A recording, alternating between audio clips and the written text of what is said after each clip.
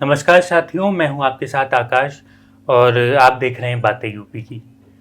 Encounter जो इस समय काफ़ी चर्चा का विषय हमारे उत्तर प्रदेश के साथ साथ पूरे देश में ही बना हुआ है। इससे जुड़े कई ऐसे सवाल हैं जिन्हें जानने की हर कोई कोशिश कर रहा है। फिलहाल पुलिस एनकाउंटर्स पर क्या सोचती है, किन परिस्थितियों में एनकाउंटर्स होते हैं, इन्हें बेहतर तरीके से जानने के लिए हमारे साथ एसटीएफ और एटीएस के संस्थापक सदस्यों में से एक और राइटर जिन्होंने वर्चस्व और ऑपरेशन बाजुका जैसी किताबें भी लिखी हैं, ये और जो श्री प्रकाश शुक्ला के एनकाउंटर से काफ़ी ज़्यादा चर्चा में आए थे, रिटायर्ड आईपीएस राजेश पांडे जी हमारे साथ मौजूद हैं। सर, बातें यूपी में बहुत बहुत स्वागत है आपका। बहुत बहुत धन्यवाद आपका। सर, सबसे पहले मेरा ये सवाल है कि पिछले 7.5 सालों में मीडिया रिपोर्ट्स के अनुसार 12,525 एनकाउंटर यूपी पुलिस कर चुकी है, तो इसमें 207 कुल मौतें भी हुई थी अपराधियों की। तो क्या कारण है जिनकी वजह से यूपी में जो एनकाउंटर का चलन है ये काफ़ी ज़्यादा बढ़ता जा रहा है? नहीं, बढ़ता और घटता हो सकता है, फेज़ में या आंकड़ों में आप बढ़ता घटता देख रहे हैं, लेकिन अपराधियों के विरुद्ध प्रभावी कार्रवाई उत्तर प्रदेश पुलिस ज़माने से कर रही है। हम लोगों का भी जब ज़माना था 90 के दशक में, बहुत ढेर सारे अपराधी मुठभेड़ में मारे गए थे। मुठभेड़ हुई, पुलिस ने गोली चलाई, उन्होंने भी गोली चलाई।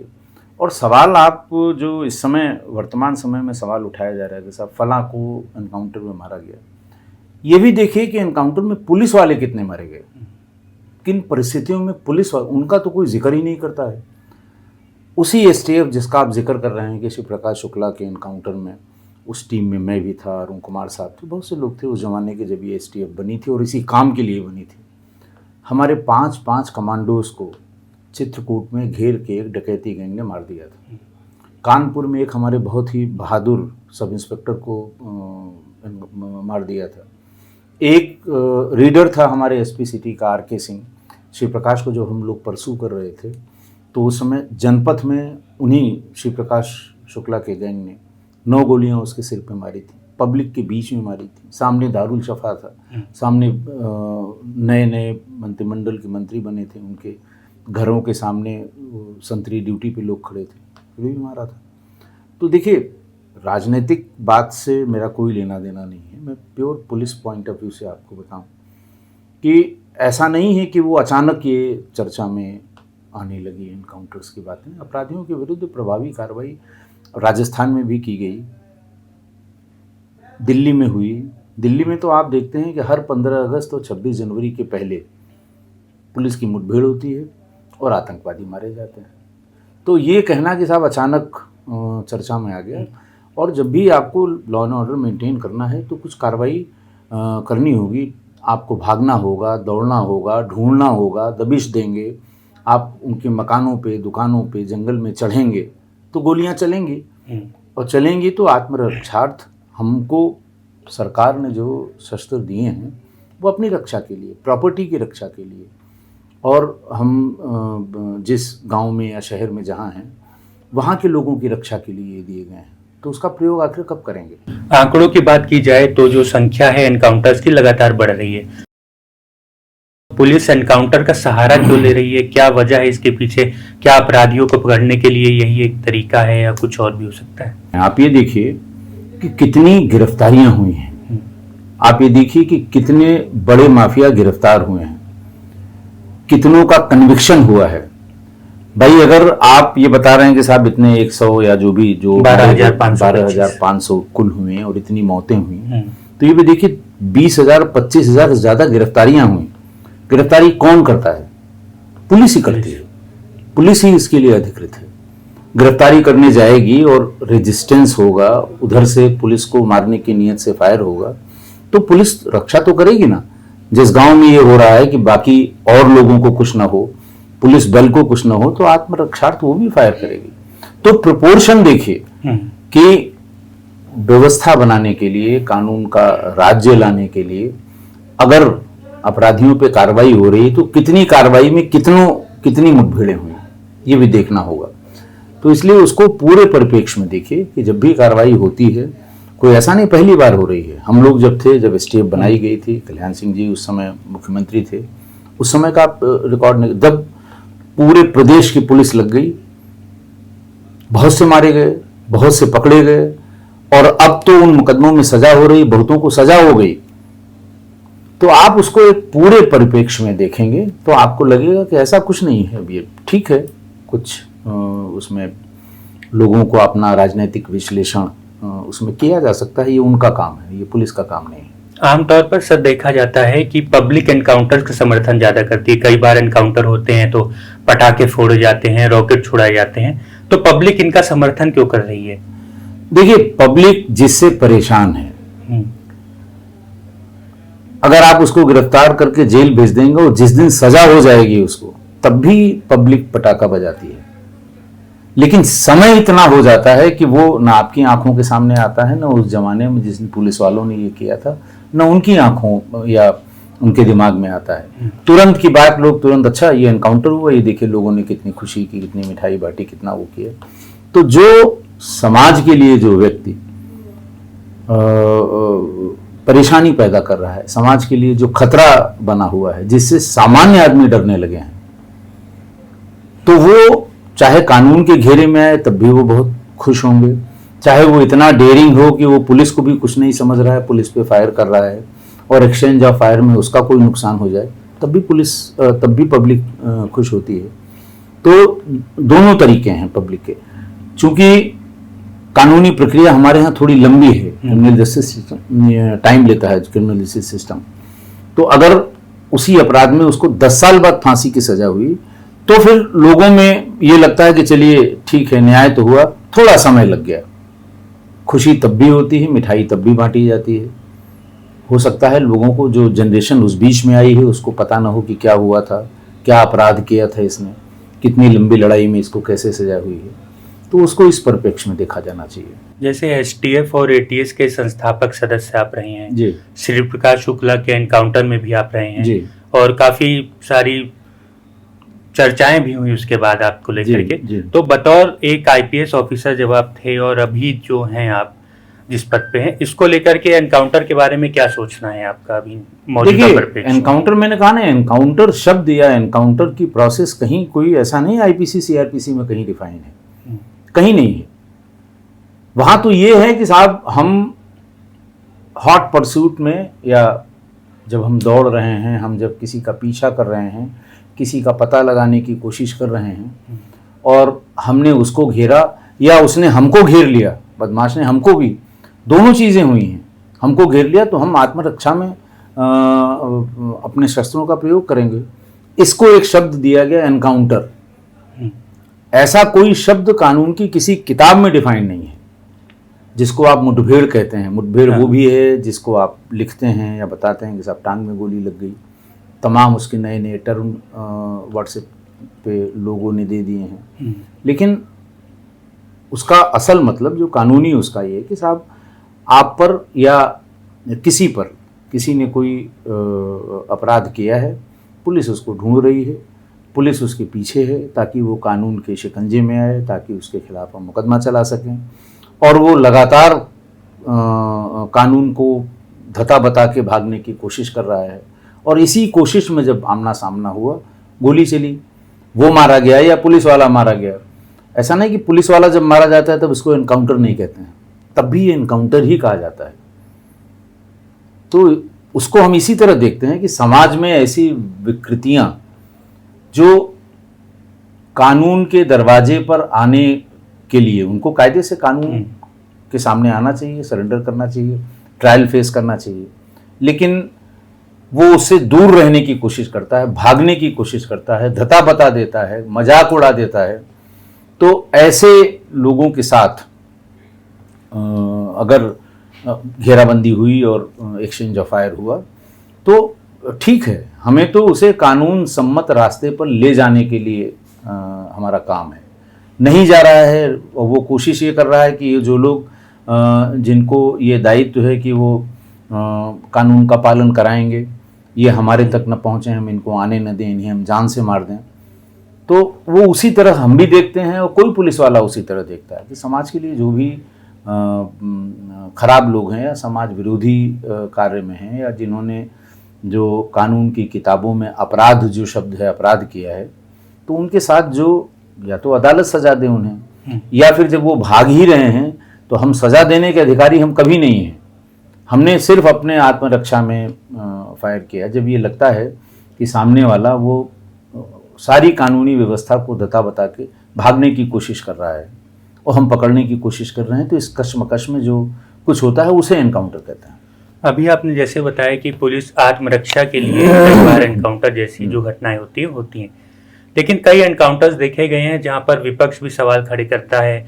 कई सारे ह्यूमन राइट्स की ऑर्गेनाइजेशन है, वो सवाल खड़ी करते हैं कि एनकाउंटर फर्जी था।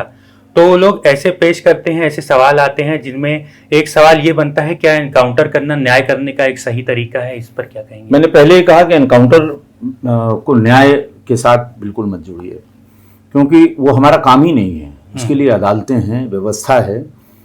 और रही बात ये कि सारे एनकाउंटर पे तो कोई ये नई बात नहीं है। वीरप्पन के एनकाउंटर पे भी सवाल उठे थे, निर्भय गुजर के एनकाउंटर पे भी सवाल उठे थे। जो जितने बड़े अपराधियों की जान गई होगी पुलिस एनकाउंटर पे, सवाल उठाना, देखिए ये तो एक जैसे कहते हैं समाज में सबको बोलने का लोकतांत्रिक अधिकार है। लोग बोलते हैं, उनके घर वाले बोलेंगे। कौन से किस अपराधी के घर वालों ने एनकाउंटर को सही जायज़ करार दिया है? जब भी आप उनके पास जाएंगे, नहीं साहब ये तो पुलिस ने गलत किया है। तो ये कोई नई बात नहीं है। सवाल हर एनकाउंटर पर उठे, लेकिन सब एनकाउंटर फर्जी हों ये तो ठीक नहीं है, ये कहना ही ठीक नहीं है। और एक बात और है इसमें, लगभग सभी एनकाउंटर्स की न्यायिक जांच होती है। जो एनकाउंटर हुए हैं उसमें मजिस्ट्रियल जांच होगी, कस्टडी में मारा गया है तो न्यायिक जांच होगी, बड़े बड़े न्यायिक कमेटी बनाई जाती हैं, उनसे जांच होती है।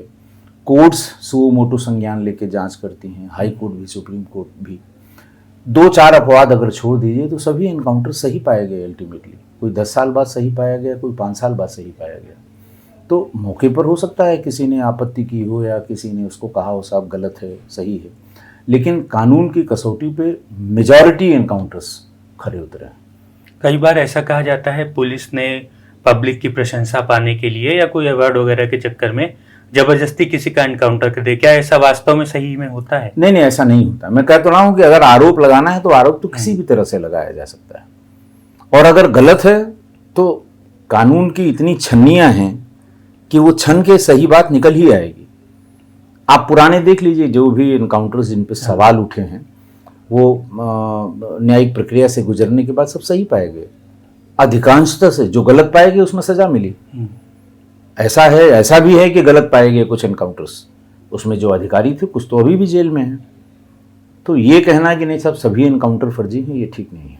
लगातार एनकाउंटर सवालों के घेरे में रहते हैं, तो क्या एनकाउंटर के अलावा कोई और सॉल्यूशन है जो इस तरह के अपराधियों के लिए, उनको रोकने के लिए उसका कोई? मैंने ये कभी नहीं कहा कि एनकाउंटर सोल्यूशन है, मैंने कहा एनकाउंटर एक परिस्थिति है।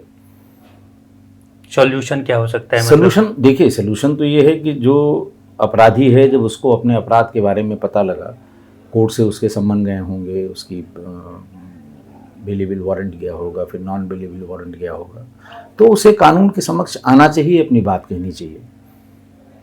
अगर उससे अपराध हुआ है तो ट्रायल फेस करना चाहिए, और अगर वो नहीं करता है तो समाज के प्रति हमारी जो जिम्मेदारी है कि भाई समाज में वो आदमी कहते हैं ना साहब उसने तो 8 कत्ल किए, उसका तो आप कुछ नहीं बिगाड़ पाए, अभी तक वो न हाजिर हुआ न ट्रायल उसने फेस किया, ठीक है। तो जो विधिसम्मत जो हमारी व्यवस्थापन है समाज का, तो उसके लिए भी हमें उसके विरुद्ध उसको कानून की ड्योढ़ी तक लाना ही है। उस प्रयास में हो सकता है उससे मुठभेड़ हो जाए और उसकी मौत हो जाए, लेकिन कोशिश यही होती है कि उसे लाकर कानून की ड्योढ़ी पे खड़ा किया जाए ताकि वो कानून की कसौटी पे उसे कसा जा सके। जो वो कहता है अदालतें वो भी सुनती हैं, जो हम कहेंगे अदालतें वो भी सुनेंगे। काफ़ी बड़ी संख्या में जो केसेस हैं वो पेंडिंग रहते हैं कोर्ट्स में, तो कहीं ना कहीं जो हमारे देश की न्यायिक प्रक्रिया है और जो कानून के कई सारे लूप होल्स हैं जिनका फ़ायदा उठाकर अपराधी बच निकलते हैं, क्या ये भी एनकाउंटर होने का एक कारण बन सकता है? देखिए, ये बीते समय की बात हो गई। आईपीसी, सीआरपीसी और एविडेंस एक्ट अभी जब चेंज हुआ है इसका प्रभाव आप 5 साल बाद देखेंगे। बहुत ढेर सारी चीज़ें, जैसे एसटीएफ और एटीएस में हम लोग जो कॉल डिटेल थी, सीडीआर थी, जिससे अपराधी की लोकेशन का पता लगता था, लेकिन वो एज ए एविडेंस एडमिसिबल नहीं थी। हम उसको एज ए एविडेंस पेश नहीं कर सकते थे। और नई व्यवस्था में ये सब एविडेंस की श्रेणी में आया है।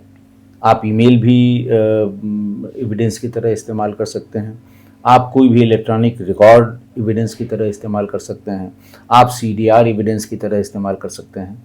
तो अंग्रेजों का जो पुराना कानून था, देखिए, वो था दंड ओरिएंटेड, पनिश करना है। अंग्रेजों ने बनाया कि हमको रूल करना है तो सब। और अब का जो कानून है वो न्याय ओरिएंटेड है कि न्याय मिलना चाहिए। जो आदमी वहाँ तक गया है, जिसके परिवार में कोई गड़बड़ हुई है, कोई हत्या हुई है, मारपीट हुई है, तो वो दरवाज़ा खटखटाया उसने कानून का, वो पहली सीढ़ी थाने से ही शुरू होती है। थाने की जितनी शिकायतें और जितनी पुराने ज़माने से होती चली आ रही हैं, सब का निदान नए कानूनों में है। तो अब आने दीजिए, फील्ड में ये कानून आएंगे और आप 1-2 साल में इसका असर देखेंगे और 5 साल में आपको लगेगा कि वो पुरानी बातें, जो आपके सवाल हैं, सबका जवाब मिल जाएगा। एक थोड़ा अपने पुराने सवाल पे वापस जाना चाहूँगा मैं। जब पब्लिक एनकाउंटर और इस तरह की चीज़ों से काफ़ी खुश होती है, तो क्या जो न्यायिक प्रक्रिया पे विश्वास पब्लिक का कम हो रहा है क्या? नहीं, ऐसा नहीं है। पब्लिक को अल्टीमेटली न्याय पे ही, देखिए, हमारी जो न्याय व्यवस्था है, तहसील की कोर्ट हो या सुप्रीम कोर्ट है, आज भी कम से कम अपने देश में सबसे ज़्यादा भरोसा करने वाला जो इंस्टीट्यूशन है वो न्याय प्रणाली ही है। ऐसा नहीं है कि उनको, ठीक है, वो थोड़ा समय उसमें लगता है, क्योंकि न्याय करने की जो प्रक्रिया है वो ये भी कहती है कि सभी पक्षों को पर्याप्त समय देना है, उनको सुनना है। कुछ लोग उसका फ़ायदा उठाते हैं कि साहब आज वकील साहब की तबीयत खराब हो गई है, आज ही हो गया, उसको एडजॉर्न करते हैं लंबे समय के लिए। लेकिन ये सब व्यवस्था भी नए कानून में दुरुस्त की गई है। ऐसा कभी नहीं हुआ कि पब्लिक का न्याय व्यवस्था या न्यायपालिका से विश्वास उठ गया हो, कभी नहीं हुआ है। आप जिस परिप्रेक्ष्य में कहना चाह रहे हैं, आप कहना ये चाह रहे हैं कि साहब लोग एनकाउंटर के बाद मिठाई बांटते हैं, पटाखे, तो ठीक है, जिसका जो इस तरह की मुठभेड़ में मारा गया है उससे लोग प्रताड़ित रहे होंगे, परेशान रहे होंगे। अब जब डकैती, जैसे वर्तमान समय में डकैती की घटनाएं ऑलमोस्ट खत्म हो गई हैं। एक ज़माना था, चंबल के सारे बीहड़ केवल डकैतों से गुलजार रहते थे हमेशा। आप नाम गिना लीजिए, एक तरफ से इतिहास में जो डाकू मान सिंह से लेके और निर्भय गुजर तक, तो इनसे तो इतनी दहशत थी, शाम को 6 बजे के बाद लोग निकलते नहीं थे, ये पकड़ कर लेते थे, ये उसका पैसा वसूल लेते थे, मार अलग देते थे, अक्सर हत्या करते थे कि साहब मुखबिरी कर रहा है। मुखबिरों की हत्या तो मैं क्या बताऊं। तो अगर किसी एक से आदमी, पूरा इलाका त्रस्त है उसके अपराध से, उसके, तो उसके पकड़े जाने पर या उसको फांसी होने पर या उसको सजा होने पर वो प्रसन्नता जो किसी को भी हो सकती है वो होती है लोगों में। आप उसी परिप्रेक्ष्य में ये पूछ रहे हैं कि क्या इस व्यवस्था पर, न्याय व्यवस्था पर कभी प्रश्न चिन्ह कभी नहीं लगा है। सिर्फ एक ही बात रहती थी कि साहब प्रक्रिया बहुत जटिल है, लंबा समय लगता है न्याय मिलने में। अब उसका भी समाधान हो गया है।